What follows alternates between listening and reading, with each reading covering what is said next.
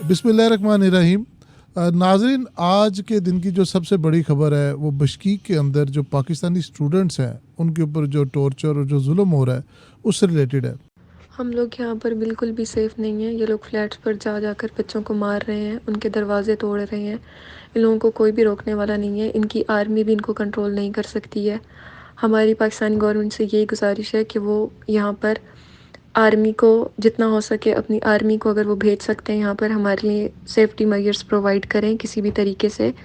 और हमारे जितने भी कॉन्ट्रैक्टर्स हैं या बड़े जितने भी हैं उन लोगों ने रात को कोई एक्शन नहीं लिया। अभी सुबह वो हम लोगों को दिलासे दे रहे हैं, लेकिन हमें यही सुनने में आ रहा है कि रात को इससे भी ज़्यादा वर्स्ट कंडीशन होगी। जो कल रात हुआ उससे ज़्यादा आज होगा।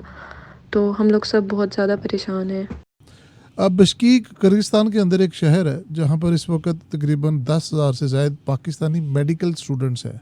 जी हाँ, वो स्टूडेंट्स जो कि पाकिस्तान से किर्गिस्तान जाते हैं MBBS की डिग्री के हसूल के लिए। पाकिस्तान के अंदर आपको पता है कि MBBS की डिग्री लेने के लिए आपको बहुत टफ कंपटीशन फेस करना पड़ता है। और इसके बाद जो दूसरा ऑप्शन होता है वो है प्राइवेट कॉलेजेस का। प्राइवेट कॉलेजेस की जो फ़ीस है वो अगर आप एक स्टूडेंट की फ़ीस देखें तो कम से कम 1 से 1.5 करोड़ रुपए के दरमियान आती है।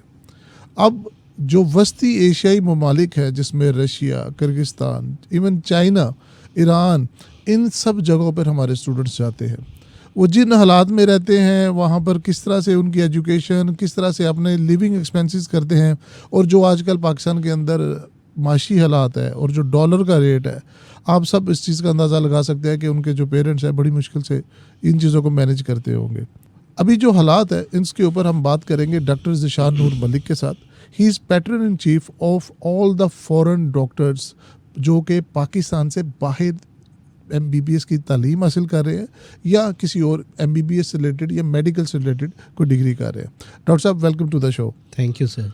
डॉक्टर साहब, कितने स्टूडेंट हैं इस वक्त उस शहर के अंदर और क्या बीती है, क्योंकि आप का उनके साथ करीबी रब्ता है, तो आप ज़रा अपडेट करेंगे वो आपको। इस वक्त जो किर्गिस्तान का कैपिटल है बिश्कीक, उसमें लगभग जो हमारे 10,000 स्टूडेंट्स हैं। इसके अलावा इंडियन भी हैं जो कि 10-15 हज़ार में हैं, कुछ और बंगाली स्टूडेंट्स हैं, कुछ अरब स्टेट से हैं।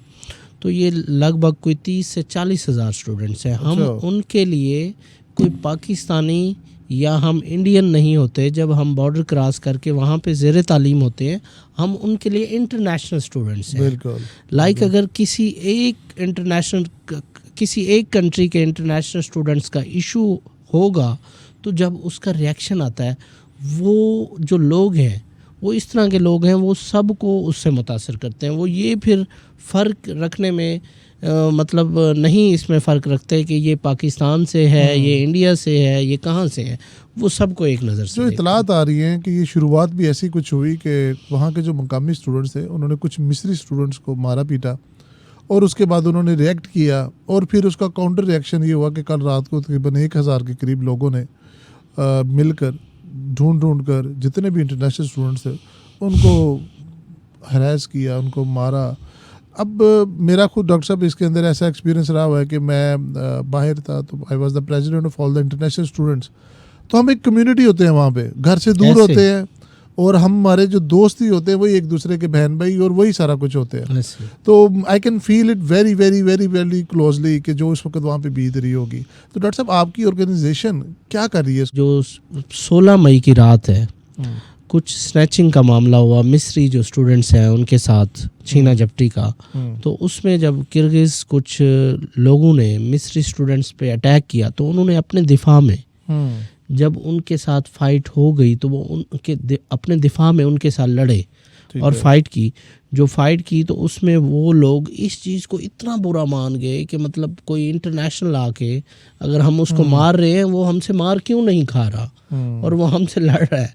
तो अनफॉर्चुनेटली अगले दिन वो आए और 17 की शाम को मगरिब के बाद वो बहुत बड़े बड़े मॉब लेके आए, 1000 की मतलब तादाद में थे, और जो पुलिस से भी अनकंट्रोल थे तो वो जब हमारे हॉस्टल में घुसे, बच्चों के तोड़ फोड़ की, बच्चों को मारा, कई बच्चों को, जैसे कि मैंने आपको वीडियोस भी भेजी हैं, ज़ख्मी हैं। हमारी बैसी कहाँ पर है?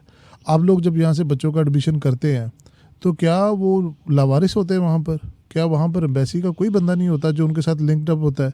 क्या वहाँ पर एम्बेसी के लोग क्या उनको वैसे ही छोड़ देते हैं? क्या ये इलीगल जाते हैं जो इनको इस तरह से ये सहना पड़ रहा है? क्योंकि हम जब भी बाहर जाते हैं एम्बेसी के बंदों की जिम्मेदारी होती है, दे आर ओवर प्रोटेक्टर्स। तो ये इतना गैप क्यों है अभी इसमें? बिल्कुल आपने सही कहा कि एक तो ये एक जो है पहले फॉरेन मेडिकल ग्रेजुएट्स कम तादाद में बैरून ममालिक जाते थे। मैं खुद एक फॉरेन ग्रेजुएट्स हूँ, मैंने भी किर्गिस्तान से ही किया है। 2015 में मेरा ग्रेजुएशन हुआ है, मैंने एक गवर्नमेंट स्टेट यूनिवर्सिटी से अपनी डिग्री हासिल की।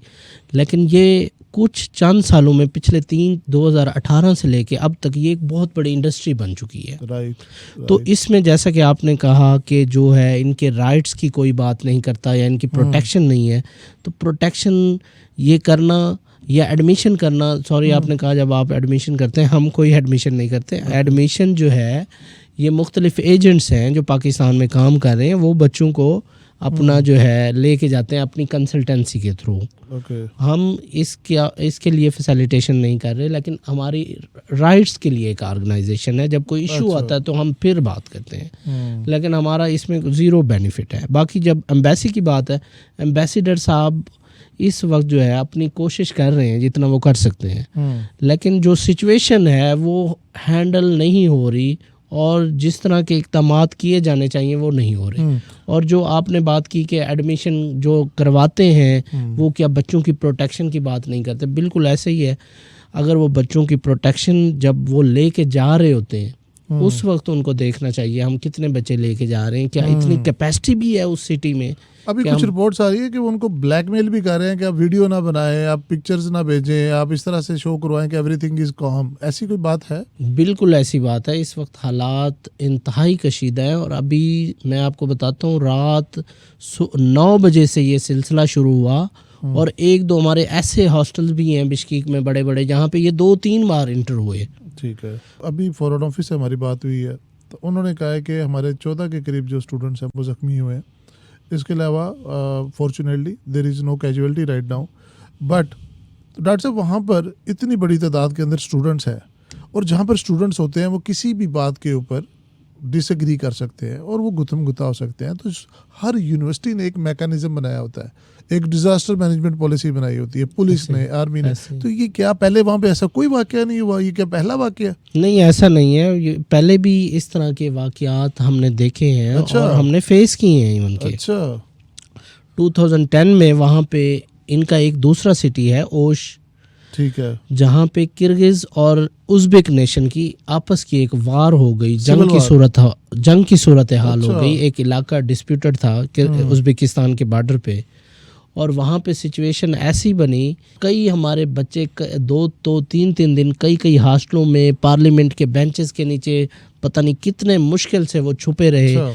उनको लेके गए और उसके बाद यहाँ पे जो गवर्नमेंट थी उस वक्त पीपल पार्टी की थी और वज़ीर आज़म जो थे यूसुफ रज़ा गिलानी साहब थे और उन्होंने अहकामात जारी किए। शाह महमूद कुरैशी साहब को वज़ीर ख़ारजा थे और उस वक्त अल्हम्दुलिल्लाह हमारी जो पाक फ़ौज है उन्होंने इंटरवीन किया और अपने जो SSGs कमांडो भेजे और C-130 तैयारे भेजे गए 2 और उस वक्त हमारे बच्चों को एवैक्यूएट किया गया लेकिन अभी जो सूरत हाल है वो तो सिचुएशन थी उनकी आपस की जंग की। अच्छा, तो उस वक्त हमारे बच्चों को एवैक्यूएट किया गया।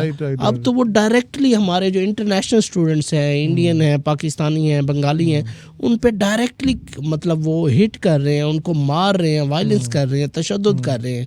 इनका एक ही हल है, फौरी तौर पे जो हमारा दफ्तर खारजा है वो किर्गिज गवर्नमेंट है, उनके सफ़ीर हैं यहाँ पे, उनको तलब करें। ये बहुत ही इमरजेंसी सिचुएशन है। फॉरेन ऑफिस ने अपनी स्टेटमेंट दी है और इसमें उनको अप्रिशिएट करना बनता है। वो वार फूटिंग के ऊपर काम कर रहे हैं।